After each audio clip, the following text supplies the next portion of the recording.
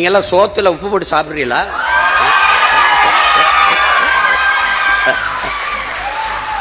உங்களுக்கு மானம், ரோசம், சூடு, சொரணை, வெக்கம் இதுல ஏதாவது ஒண்ணு இருக்க. ஆனா எல்லாரும் நல்ல கசங்காத வேட்டி சட்டை மட்டும் வெக்கம் இல்லாம கட்டிக்கிறீங்க. வெக்கம்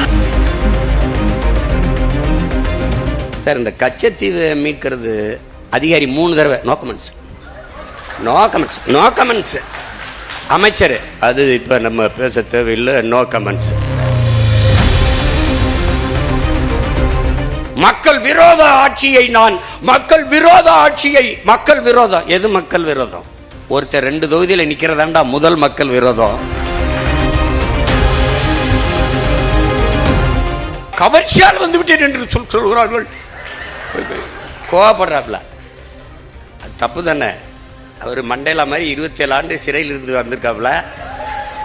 எண்ணற்ற தியாகங்கள், எண்ணற்ற வழக்கு, பல சிறை கொட்டடிகள், அனுபவம். அப்புறம் 200 கோடியில் 100 கோடியை சல்மான் மாதிரி வாங்குற சம்பளத்தை பாதிய மக்களுக்கு கொடுத்து கொடையா கொடுத்து மக்களின் இதயத்தை வென்று வந்துட்டாங்க.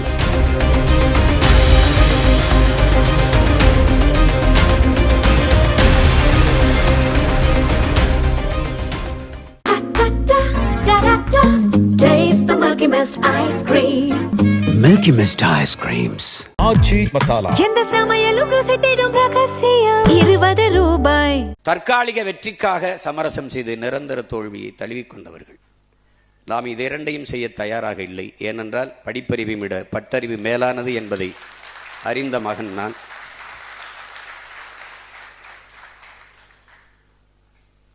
நிறைய தோற்றிருக்கிறோம். குறிப்பாக என் பிள்ளைகள், குறிப்பாக நாம் தமிழர் கட்சி பிள்ளைகள்.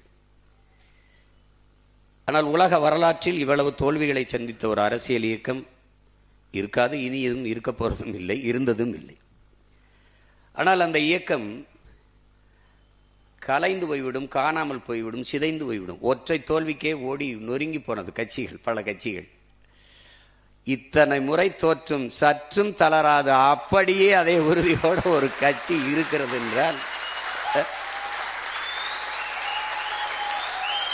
அதே புத்தளிச்சியோடு எத்தனை இடைத்தேர்தல் வந்தாலும் அத்தனையும் எமக்கான களமாக கருதி மறுபடியும் களத்திலே பாய். ஏனென்றால் இது எலி வேட்டையாடுகிற பூனை அல்ல, இது பகையை வீழ்த்த வந்த புலி என்பதை தமிழ் பேரிட மக்கள் புரிந்து கொள்ளும்.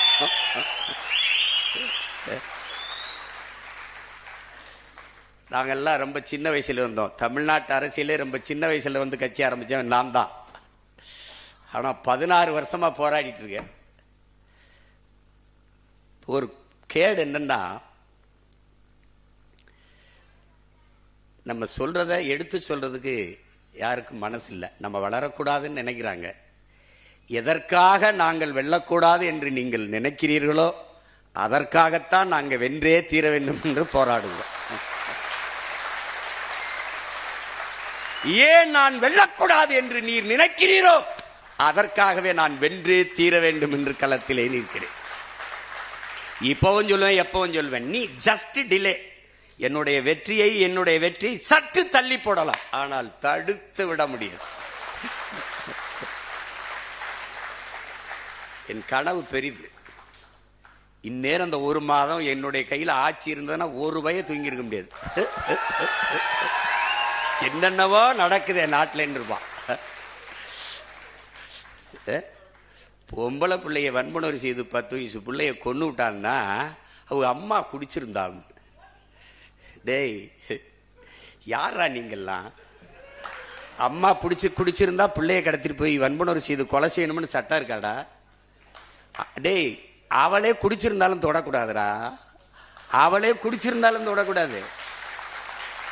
சரிடா, என் தாயை குடிக்கிற நிலையில் தள்ளியவன். அதான்டா கேள்விங்க. எந்த தவறையும் சரி செய்யறது என்ன? அப்படி அவர் செய்யலையா, இவர் செய்யலையா?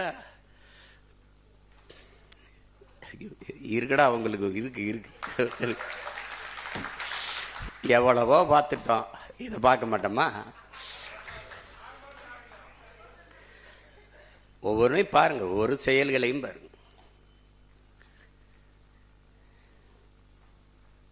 ஒருத்தர் நான் என்ன கேட்கிறேன் இந்த காங்கிரஸ் பெருமக்கள்கிட்ட, நீங்கெல்லாம் சோத்துல உப்பு போட்டு சாப்பிடுறீங்களா?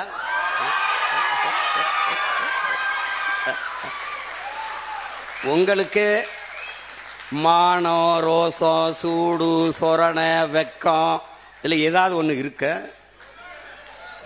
ஆனா எல்லாரும் நல்ல கசங்காத வேட்டி சட்டை மட்டும் வெக்க மயிர் இல்லாம கட்டிக்கிறீங்க. வெக்க மயிர் இல்லாம எதுக்கு? இப்பதான் திமுக காரனுக்கு அறிவு வருது. அவன் இவரா எங்களுக்கு பகுத்தறிவை புகட்டினார், ஊட்டினார், காட்டினார். மங்கினில அவனை அன்னைக்கே வேட்டியை காணான் சட்டை காணான்னு ஓட விடுறத விட்டு அவனை கூட கூட்டி வச்சு இங்க பேரு 10 MP வச்சிருக்கான். 10 நாடாளுமன்றம் திமுக போட்ட பிச்சையில வச்சிருக்கான். இப்ப உண்மையில மானச ரிசைன் பண்ற, ரிசைன் இட், விலகி இடைத்தேர்தலை சந்திச்சு உன் டிவிக்கோட போய் டிவிக்கு போட போய் நின்று வாடா வா வென்று வாடா, நீ போடா. கூட்டணி பெரிய கூட்டணி இல்ல, ஆட்சி அதிகாரத்தில் நீ அவனோட கூட்டணி வச்சு இடைத்தேர்தல் செஞ்சோன்னா 3 ஆண்டு இருக்கு. ரிசைன் பண்ண உடனே இந்த இடைத்தேர்தல் வச்சு நின்றுவா, வென்றுவா. நீ பாப்ப திமுக தயவுல இந்த தேர்தலில் ஒரு மாநிலங்களவை உறுப்பினர் சீட்டு, அவன் யாருன்னே தெரியல, வேறு வாய்க்குன்னு இல்லை. இந்த காங்கிரஸை ஏன் கொல்லணும்? ஏன் இந்த இடத்துல எங்க மாமா திருநாவுக்கரசுக்கோ இல்ல ஐயா தங்கப்பால் மாதிரி மூத்த தலைவருக்கோ, எங்க மாமா திருநாவுக்கரசுக்கு அந்த இடத்த கொடுக்க கூடாதா? அந்த மாநிலங்களவை உறுப்பினரா பேரை இன்னைக்கு வரைக்கும் எனக்கு ஞாபகத்தில். காலையில கூட கேட்டேன் எங்க அண்ணன்ட்ட, அண்ணன் அந்த யாருன்னு ஏதோ சொன்னாரு, தஸ்கோவிஸ்கி மாதிரி ஏதோ ஒன்று சொன்னார்ல. அவர் நாக்பூர்ல வேலை செய்யறாரு, நாகாலாந்துல நல்லா வேலை செய்யறாரு. ஏன் ஊருக்கு என்ன வேலை செய்வார்? இந்த திமுகவால தேர்வு செய்யப்பட்டு போன நாடாளுமன்ற உறுப்பினர்கள் என் நிலத்திற்கு, என் மண்ணுக்கு, என் மக்களுக்காக பேசிய ஒரு வார்த்தை விடு. இந்த மாநிலங்களவை உறுப்பினராக சென்றவர் என் மண்ணுக்கு மக்களுக்குமாக என்ன பேசுவர்? இப்போது இந்த டிவிக்கு ஆட்சி இவர்களால் தேர்வு செய்யப்பட்டு இன்னைக்கு போயிருக்காரு ஒருவர் மாநிலங்களவை உறுப்பினர். இவர் மீதி இருக்கிற 2 ஆண்டுகளில் என்ன பேசுவார்? வாக்கு என்னது? என் மக்கள் இது எப்படி இருக்கு? இங்க பாருங்க, இந்த டிவிக்கு காங்கிரஸ் ஓட்டு இல்லை, இந்த காங்கிரஸ் வெல்வதற்கு டிவிக்கே ஓட்டு இல்லை. ஆனா தேர்தலுக்கு அப்புறம் 2 நல்ல ஓட்டு. எப்படி? 5 உறுப்பினர் வச்சா 2 அமைச்சர் வச்சிருக்கான். அதுல ஒரு மாநிலங்களவை வாங்கிட்டு போற. இந்த மாநிலங்களவை உறுப்பினர் திமுக வீட்டில் தட்டேந்து ஒரு சீட்டு, இந்த டிவிக்கே வீட்டில் தட்டேந்து, வீடுக்கு கையேந்தி பிச்சை எடுக்கிறது, இந்த வீடு கட்சிக்கு கட்சி தட்டேந்து இந்த சீட்டு வாங்குறதுக்கு வித்தியாசம் என்ன இருக்கு உனக்கு? நீ எதுக்கு இது ஒரு கட்சின்னு வச்சுக்கிட்டு பேசிட்டு இருக்க? நீ எதுக்கு ஒரு கட்சின்னு வச்சு பேசிட்டு இருக்க? நீ இது ஒரு கட்சி.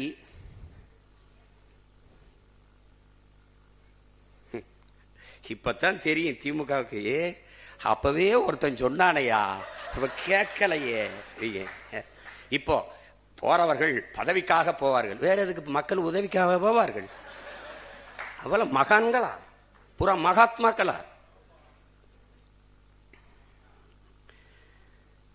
விலகு. எங்கூர்ல ஒரு மகான் வென்றிருக்காப்ல, ஐயா ராஜீவ் காந்தியுடைய சொந்த சின்னத்தா மகன், அருமைச்சவர் ராகுல் காந்திக்கு very close relation, Manik Tagore அவர் பேரு. அவரு தம்பி உதயநிதி கிட்ட கேள்வி கேட்கிறாப்ல, தமிழக முதலமைச்சர் மேகதாது அணைக்காக மோடி அவர்கள் பிரதமர் மோடிக்கு கடிதம் எழுதியிருக்கிறார், நீங்கள் ஏன் சைலண்ட் மோடுக்கு போனீர்கள்? இப்ப இது உதயநிதி நாடு ஒண்ணு மட்டும் இல்ல, இது ஏன் நாடு, இது என் உரிமை. மேகதாதில் அணை கட்டியே தீர்வேன் என்று சொல்பவன் எவன்? அவன் யாரு? காங்கிரஸா இல்ல வேற கட்சியா? அவன் யாரு? இவங்கள மாதிரி ஒரு கேடு கட்டம் பிறந்து சிவகுமார் முதலமைச்சர் இருக்கார். அவரு ஓ விஜய் வெரி இம்மெச்சூர்டு பாலிட்டிஷியன்.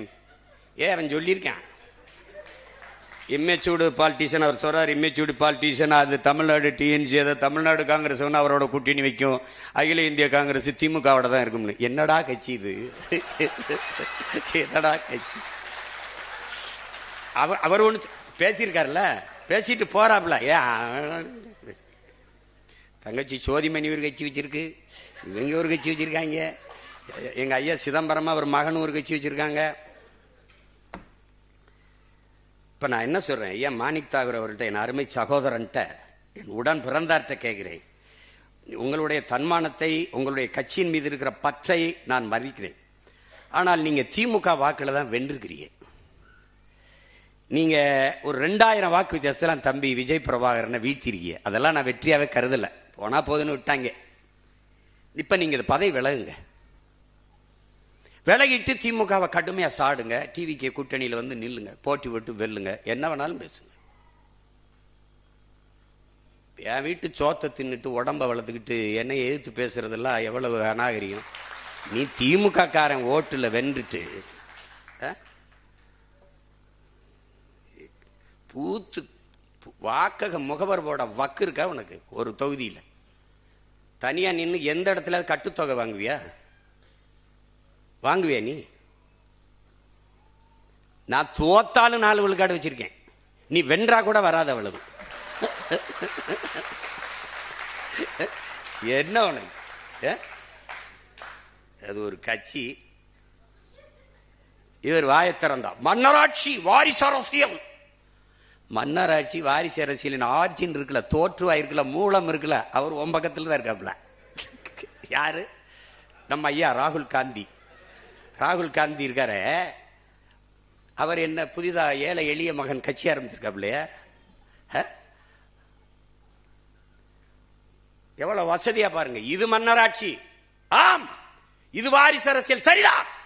ஆனால் இந்த வாரிசு அரசியலின் முன்னோடி மூலம் காங்கிரஸ்.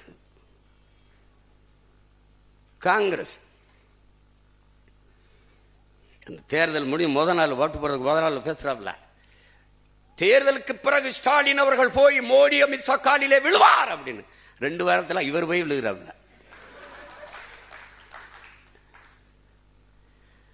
போராடி தடுத்து வச்சிருந்த அத்தனைக்கும் இழுத்து போட்டாப்ல. ஜல்ஜன் ஜீவன் திட்டம், ஜல்ஜீவன் ஒரு குடிநீர் திட்டம். ஒரு நாட்டு குடிமக்களுக்கு, வாக்கு செலுத்தின குடிமக்களுக்கு தண்ணி கூட கொடுக்க துப்பு இல்லை. பொலிவியால பெக்டல்னு ஒரு நிறுவனம், பெரிய கதை, படமா போட்டு போட்டு காட்டினேன். இத்தனை ஊடகம் இருக்கு, ஒருத்தன் போட்டு காட்டல. என்னென்னமோ சொல்றான்டா அந்த பாருங்கடான்ட்டு. போறார், வாரார், திரும்புறார், உட்கார்றார். அவன் ஊடகத்தை மயிரளவு கூட மதிக்கிறது இல்ல, அவன் திரும்பி கூட பாக்குறது இல்ல. இவங்க ஐயோ போய்கிட்டு இருக்காரு, வந்துகிட்டு இருக்காரு. நம்ம மாண்போட மதிப்போம், நம்மள மதிக்கிறது இல்ல. ஊடக தீண்டாமை. நம்ம ரொம்ப தாழ்த்தப்பட்டவன் அவங்க பார்வையில், தீண்டத்தகாதவன் நாம். நீ என்னடா என்னைய ஒதுக்குறது தீண்டத? நான் உன்னை திரும்பி கூட பார்க்கல. போட்டா போடு, போல நீ என்னை செய்தி போடுவ, நீ என்னை காட்டுவாயின்னு கட்சி ஆரம்பிச்சோன்னு நினைக்கிறியா? நீங்க எல்லாம் பேசி என்னை வளர்ப்பீங்கன்னு கட்சி ஆரம்பிக்க நினைக்கிறேன். நான் செய்ய வந்தது தேர்தல் அரசியல், கட்சி அரசியல் அல்ல, மக்கள் அரசியல். நான் செய்ய வந்தது செய்தி அரசியல், விளம்பர அரசியல் அல்ல, சேவை அரசியல், செயல் அரசியல். நெருப்பு சொல்றான் அவன், நெருப்பு சுடும், நெருப்பு சுடும், நெருப்பு சுடும். ஓராண்டு படம் நடத்தலாலும் பயனில்லை. தொடுன்னு சொல்லு, தொடுவான். அதுக்கப்புறம் நீர் அவன் சொல்லுவான், நெருப்பு சுடும், நெருப்பு சுடும், நெருப்பு சுடும்னு. இப்ப சொன்னேன், அவன் கேட்கல, தொட்டான். இப்ப பேசுவான் 6 மாசம் கழிச்சு, நெருப்பு சுடும், நெருப்பு சுடும், நெருப்பு சுடும். அவன் அரசு அமைச்சர், அவருக்கு ஒரு கான்வாய், அவருக்கு ஒரு வீடு, அவருக்கு ஒரு பெரிய இது. அவர் அரசு அமைச்சர். கால்நடைத்துறைக்கு ஒரு அரசு அமைச்சர், பால்வளத்துறைக்கு ஒரு அமைச்சர். இவன் 3 பேருடைய வேலை என்னடா சொல்லு? நாங்க பின்னோக்கி இருக்கிறோம், இவருக்கு முன்னோக்கி போறாங்க. பால்வளத்துறை அமைச்சருக்கு வேலை என்ன? வேலை என்ன? பால் இருக்குடா, வளம் எங்கடா? கால்நடையே இல்லை, எதுக்குடா கால்நடை துறைக்கு தண்ட கர்மாந்திர அமைச்சர் போட்டு கேட்டீங்க? வாடா, எதுக்கு போட்ட? எதுக்கு போட்ட? எதுக்கு போட்ட? வேளாண் பல்கலைக்கழகம், வேளாண் கல்லூரி, வேளாண் துறைக்கு அமைச்சர். அப்ப அவனுக்கு எங்கடா வேலை கொடுப்ப? வேளாண்மை அரசு பணி ஆக்குனாதான்டா அவனுக்கு வேலை கிடைக்கும். இப்ப வேளாண் துறை அமைச்சருக்கு வேலை என்ன? வேலை என்ன? கால்நடைத்துறை அமைச்சருக்கு வேலை என்ன? அதான் எப்படிப்பட்ட அறிவாளிகள்கிட்ட சிக்கிட்டேன் பத்தியில. அவன் என் தம்பி ஒருத்தர் இருக்கான் பார்த்திபன், அவன் போக்குவரத்து துறைக்கு அமைச்சராக போட்டிருக்காப்ல. அவன் அங்கே அந்த ஊர் மாவட்ட ரசிகர் மன்ற தலைவர். வால்வோ பஸ் உரிமையாளர்கிட்ட போய் நீ தாண்டா ஓட்டுற, அதை வால்வோ பஸ் கவர்மெண்ட் தாண்டா ஓட்டுது, அது நீ தம்பி சாப்பிட்டு வந்திருக்க, நான் பசுவோடு இருக்கேன். அது இல்லையே அவர் சொல்றதுக்கு, இது இல்லையே பதில். அது முன்பதிவு செஞ்சவங்கெல்லாம் விட்டுட்டு இங்கே காத்திருந்தவங்களை ஏற்றி விட்டேன் அப்படின்னு. எப்படி இருக்கு? பாட்டுலுக்கு 10 ரூபா, பாட்டுலுக்கு 10 ரூபா, பாட்டுலுக்கு 10 ரூபாயின்ட்டு அதிகாரத்துக்கு வந்தோன்னா பாட்டுலுக்கு 10 ரூபா அப்படிலாம் கிடையாது. அதெல்லாம் நிறுத்த முடியாதுங்க. ஒரே நாள் சினிமா மாதிரிலாம் முடியாது. யார்? அமைச்சர். வியாக்கியானம் இல்லை, அங்கே ஊழியர்களுக்கெல்லாம் அவர்களுக்கு காசு செலவுக்கு இந்த பாட்டில் எடுத்து வைக்கிறது, அதுக்கெல்லாம் அது 10 ரூபாய்க்கு வித்தாத்தான் அப்படின்னு. இவ்வளவு தர்ம நியாயத்தை உங்காலும் சொல்லலப்பா. மதுரையில் பேசும்போது நம்முடைய மாண்புமிகு முதல்வர் ஐயா அவர்கள், இந்த மீனவர்கள் இதற்காக நீங்கள் மோடிஜி நீங்கள் கச்சத்தீவை மீட்டு கொடுத்துருந்தா அது போதும். இப்ப மீன்வளத்துறை அமைச்சர்கிட்ட, சார் இந்த கச்சத்தீவை மீட்கிறது அதிகாரி 3 தடவை நோ கமெண்ட்ஸ். அமைச்சர் அது இப்ப நம்ம பேச தேவையில்லை, நோ கமெண்ட்ஸ். ஏண்டா நோ கமெண்ட்ஸ் சொல்றதுக்காடா இவ்வளவு பேர் கிளம்பி வந்தீங்க? இப்ப நம்ம கடல்ல விழுந்து சாகிறதா இல்ல கிணத்துல விழுந்து சாகிறதா? எங்க எந்த பக்கம் போறது? எங்க பார்த்தாலும் முட்டுச்சந்து மூத்திரச்சந்தா இருக்கு. கருமம். 1.25 மணி நேரத்தில் 436 திட்டங்கள்னா ஒரு திட்டத்துக்கு 3 நொடி செலவழிச்சிருக்கேன். 3 நொடி தானே? 3 2 6 நொடி. 6 நொடியில ஒவ்வொரு திட்டமும். அந்த 436 திட்டங்களையும் நம்முடைய மாண்புமிகு அமைச்சர் ஐயா நிர்மல் குமார் அவர்கள் படிச்சுட்டாங்கன்னா, ஓ இவ்வளவு திட்டங்களை பேசியிருக்கீங்களா நீங்களும் உங்க திட்டம். வந்த உடனே முதல் கையெழுத்து 200 அலகு மின்சாரம் இலவசம். மின்துறை அமைச்சர் 2,50,000 கோடி கடன் இருக்கு அப்படின்னு. அது எங்களுக்கு தெரியும், உங்களுக்கு தெரிஞ்சதா இல்லையா? தெரியாம தான் போட்டிட்டீங்களா? தெரிஞ்சு போட்டிடும் போது 200 யூனிட் 200 அலகு மின்சாரம் இலவசமா தரேன்னு என்ன இதுக்கு சொன்னீங்க? இதுக்கு அத்தனை கோடி பிரச்சனை இருக்கும்போது எடுத்தவன முதல் கையெழுத்து 200 யூனிட் மின்சாரம் இலவசம். டே மின்சாரத்துக்கு கொடுறா, அப்புறம் இலவசமா கொடுக்கறதா இல்லையான்னு யோசிப்போ. மானங்கெடுது. எம்எல்ஏவே நின்றுக்கிட்டு நான் எம்எல்ஏ வெளியூருக்கு போயிட்டாங்கிறேன் நம்பிட்டு வருது சனம். ஏன்னா சனண்டே நம்ம தான் எம்எல்ஏன்னு தெரியலடான்னு. தெரியல, முதல்வருக்கே தெரியாது எத்தனை பேர் எம்எல்ஏ, எவனுக்கு சீட்டு கொடுத்தோம், எந்தெந்த தொகுதின்னு தெரியாது. ஓட்டு போட்டவனுக்கும் தெரியல, சீட்டு கொடுத்து நிறுத்தினவனுக்கும் தெரியாது யார் எம்எல்ஏ. எங்க மொத்த பேரையும் அப்படி சொல்ல சொல்லு, 108 பேரையும் 107 பேர். மக்கள் விரோத ஆட்சியை மக்கள் விரோதம். எது மக்கள் விரோதம்? ஒருத்தர் 2 தொகுதியில் நிக்கிறதாண்டா முதல் மக்கள் விரோதம். இன்னொரு ஜனநாயகத்தில் இன்னொரு கணக்கான வாய்ப்பு பறிக்கப்படுகிறது, முதல் விரோதம். 2வது, நீங்க 2 தொகுதியில் வென்று ஒரு தொகுதியை பதவி விலகிற போது வலுக்கட்டாயம் அங்கு ஒரு இடைத்தேர்தல் திணிக்கப்படுகிறது. அந்த தேர்தலுக்கு குறைஞ்சது 10 நாள் 15 நாள் விடுமுறை விடணும். அங்க இருக்கிற அதிகாரிகள் வேலை செய்யணும், அங்க இருக்கிற பள்ளி கல்லூரி விடுமுறை விடணும், எல்லா அதிகாரிகளும் வேலை செய்யணும். அதுக்கு குறைஞ்சது 20 கோடி செலவு பண்ணணும்.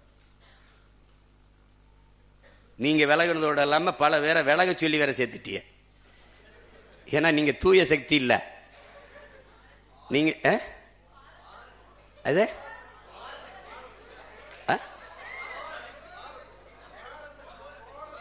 கோர சக்தி, தூர சக்தி, பார சக்தி, ஏற சக்தி, ஓர சக்தி.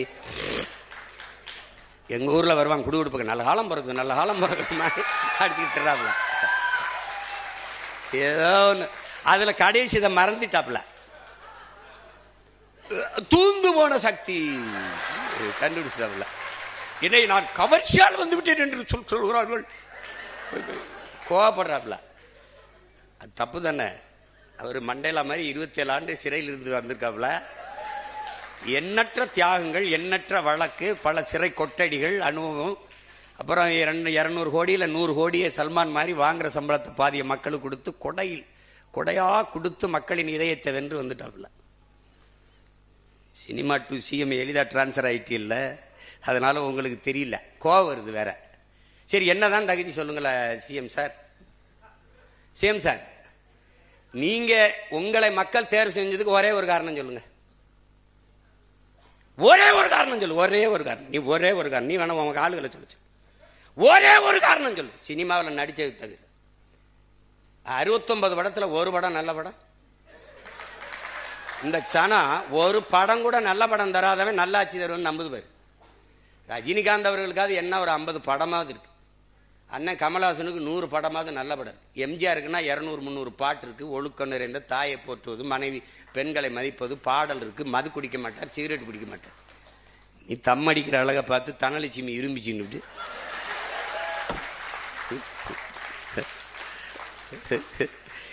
ஏதோ ஒரு கர்மம். இதுல கோவச்சுக்கிறதுக்கு என்ன இருக்கு சிஎம் சார்? நீங்க கோவச்சுக்கிறதுக்கு ஒண்ணும் இல்லை, ஒத்துக்கிறங்க மனச்சான்றோட. நீங்க தான் பெரிய நேர்மையான சிகரம் ஆயிடுச்ச. எதா இருந்தாலும் பழைய மேல போடுபடும். எங்க ஊர்ல எங்க அத்தை பொண்ணெல்லாம் வாக்கப்பட்டு வரும். இந்த எங்க அண்ணங்க நீர் கட்டிக்கிட்டு வரும். கட்டிட்டு வந்தா என்ன தச்சு அப்படின்னு, ஐயோ எங்க குழந்தை பெத்தவனும் போயிட்டா, வளர்த்தவனும் போயிட்டா, இந்த உங்க அண்ணன்ட்ட பிடிச்சி கொடுத்து விட்டு ஒரு தோடு உண்டா, தொங்கட்டா உண்டா, கொலுசு உண்டா, மாத்தி கட்டிக்கு ஒரு புடவை தான் உண்டா, நல்ல நாள் பெரியால் தீபாவளி திருநாள் உண்டா, ஒன்றும் கிடையாது. நான் அந்த புலம்பலுக்கு இந்த புலம்பல் என்ன இருக்குது? மனசாட்சி இல்லாம எம்மிட முடியும். ஒரு கேள்விதான். நீங்க கரூருக்கு வரலைன்னா கூட்டல்ல, கூட்டல் என்ன நெரிசல்ல, நெரிசல் என்ன சாவில்ல. இதானே மூல காரணம் யாரு? நீங்க. அந்த குற்ற உணர்வோடு நானும் ஒரு காரணமா இருந்துட்டேன், வருந்துறேன்னு இதுவரை நீங்க ஒரு வார்த்தை பதிவு செய்யல சிஎம் சார். நீங்க பதிவு செய்யல. ஆனால் நீங்க மக்கள்கிட்ட ஒரு வேடத்தை போட்டு எம்எல்ஏ போட்டாரியா. ஸ்டாலின் ஐயா அரசு போட்டுருச்சு. நான் ஈரோட்டில் இடைக்க தேர்தலில் 5 நிமிஷம் கூட பேசிட்டேன்னு வழக்க போட்டு போக ஒரு நாள், ஏன்னா சரியா 10 மணிக்கு நிற்கணும். அப்போ முத நாளே போய் தங்கணும். இப்போ அடுத்த நாள் பாதிக்கு மேலே நேரம் ஆயிருது. அப்போ 2 நாள் என் நேரத்தை எனக்கு ஒவ்வொரு நொடியும் உயிர் நொடி 2 நாளாக வீணடிச்சிட்டாப்ல. 5 நிமிஷம் கூட பேசிட்டேன்னு வழக்க போட்டு. ஆனால் 41 பேர் மரணத்திற்கு ஒரு முதல் தகவலுக்கு ஒரு எஃப்ஐஆர் கூட பதிவு பண்ணாத கோழை அரசு திமுக அரசு. தற்காத்து விட்டவன் இந்த பிஜேபி, இந்த ஏடிஎம்கே, இந்த 2 பேரும் சேர்ந்து உண்மை கண்டறியும் குழு. ஏன் அந்த தூத்துக்குடி துப்பாக்கி சூட்டுக்கு உண்மை கண்டறிய வரல? ஆந்திர காட்டுக்குள்ள 20 பேர் சேர்த்து உண்மை கண்டறிய வரல? ஏன் கண்டறிய வரல? ஏன் உடனே வந்து உண்மை கண்டறியும் குழு? திமுகவை எதிர்த்தவன இவர் ஐயா அதிமுக எடப்பாடி ஐயா குறுக்க விழுந்து சட்டசபையில பேசி அவ்வளவு பெரிய சபையில் ஆதரிச்சு பேசணும்னு இவர் பாய்ந்துட்டாப்ல. இன்னைக்கு அழகா சொல்ற எம்எல்ஏ பழிய போட்டாங்க. பழி இப்போ உங்ககிட்ட இருக்கு. உளவுத்துறை இருக்கு, காவல்துறை இருக்கு, எல்லாம் சிபிசிஐடி இருக்கு, எல்லாம் இருக்கு. ஒரு அதிகாரி ஒரு சிறப்பு குழுவை போட்டு கண்டடிச்சு என்ன உலகம் புறாவ கரூர் 2 தெரு விசாரிச்சு என்ன நடந்ததுன்னு நீங்க தான் வெள்ளரிக்கை எல்லாத்துக்கும் கொடுப்பீல. ஒரு உண்மையை அறிவிக்கையை விடுங்க பிளீஸ். நீங்க மனச்சான்றோட பேசுறீங்க, நீங்க நேர்மையாளர் தான், நிறுவீங்க. இதுதான் நடந்தது, இந்த அரசு இந்த மாதிரி என் மேல பழியை போட்டது, நிறுவீங்க சேம் சார், நிறுவீங்க.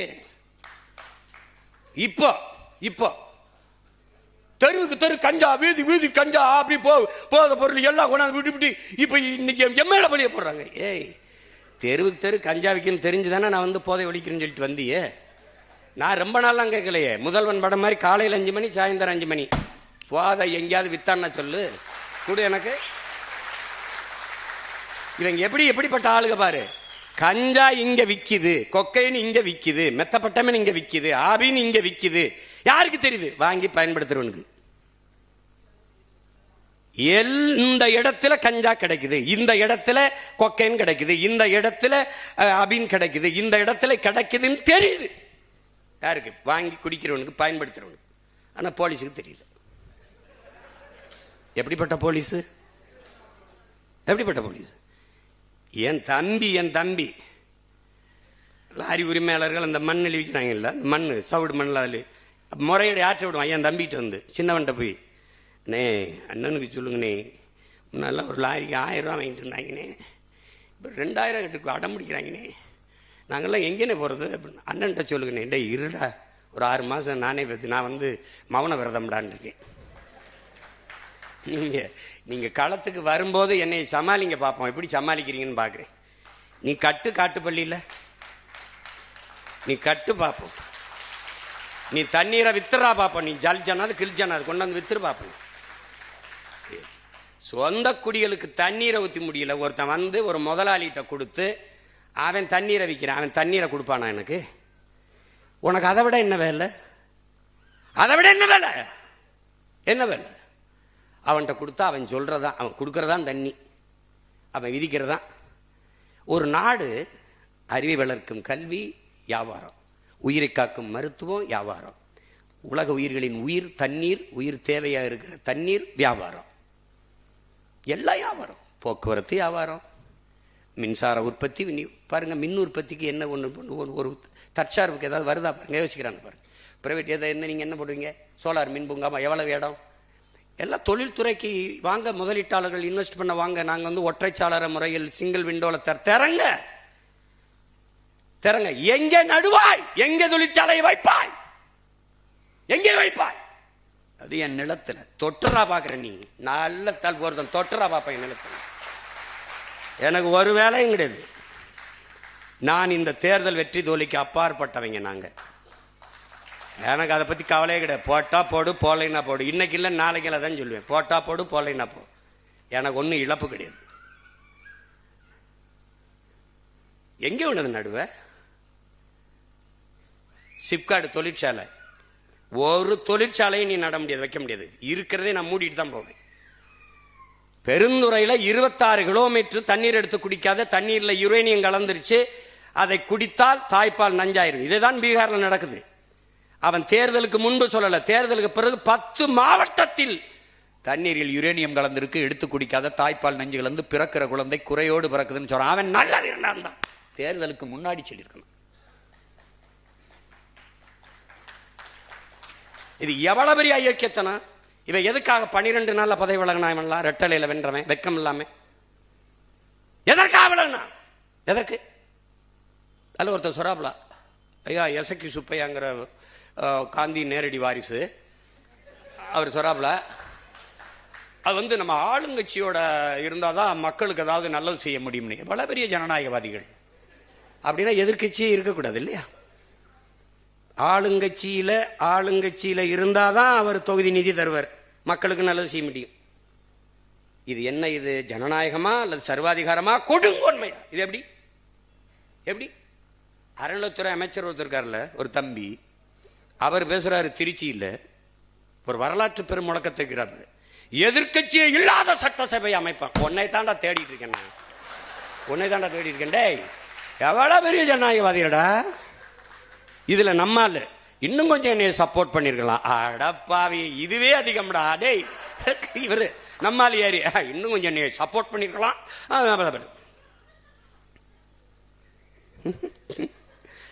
கொடுமடா டேய். பொலிட்டிக்கல் டிசாஸ்டர் நடந்துருச்சு, அரசியல் பேரிடர். அதை மக்களை அனுபவிச்சுக்கிற வேண்டியதுதான். நம்ம வந்து நான் என் பிள்ளைகள்ட்ட சொல்லிட்டேன், பிசிக்கல் ஃபிட்னஸ் மென்டல் ஃபிட்னஸ் ரெண்டையும் பண்ணிட்டு இரு, களை நமக்கு காத்திருக்கு.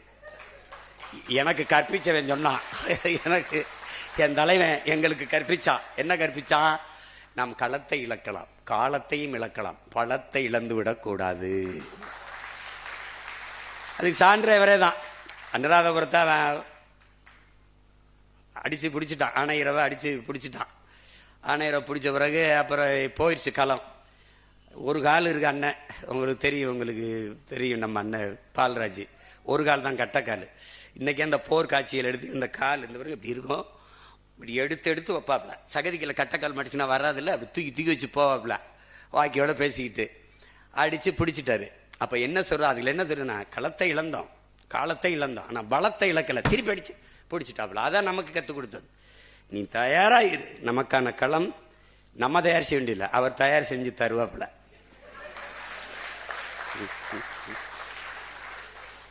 இப்போ கொஞ்சம் அமைதியாக இருப்பான். மறுபடியும் செவிலியர்கள், மறுபடியும் மருத்துவர்கள், மறுபடியும் ஆசிரியர் பெருமக்கள், மறுபடியும் போக்குவரத்து தொழிலாளர்கள், மறுபடியும் வேற யாரு, விவசாய பெருங்குடி மக்கள் எல்லாரும் வீதிக்கு வருவாங்க. நாம் எங்கே இருப்போம்? நிம்மதியாக படிச்சுக்கிட்டு, அப்படியா, நல்லா இருக்க, ஏதோ ஒன்று.